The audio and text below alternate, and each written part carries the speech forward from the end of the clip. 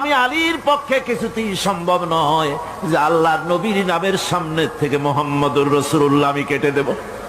রাসূলুল্লাহ শব্দ আমি কাটতে পারবো না, এটা আমার পক্ষে সম্ভব নয়। নবীজি বললেন, আলী কোন জায়গায় রাসূলুল্লাহ লেখা আমারে দেখো, আমি কেটে দিই।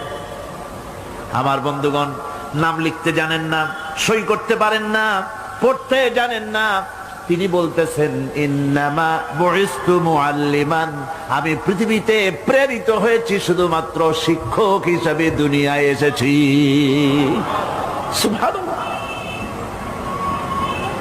দুনিয়ার কোন শিক্ষা প্রতিষ্ঠানে আল্লাহ রাব্বুল আলামিন তার হাবিবকে পড়ান নাই, যেহেতু তিনি তো বিশ্ব নবী। আমার নবী কি নবী? জোরে কর না, কি নবী? আপনার আমার নবী বিশ্ব নবী। বিশ্ব নবী সাধারণ মানুষের কাছে কি পড়বে? যে পড়াবে তার মগজ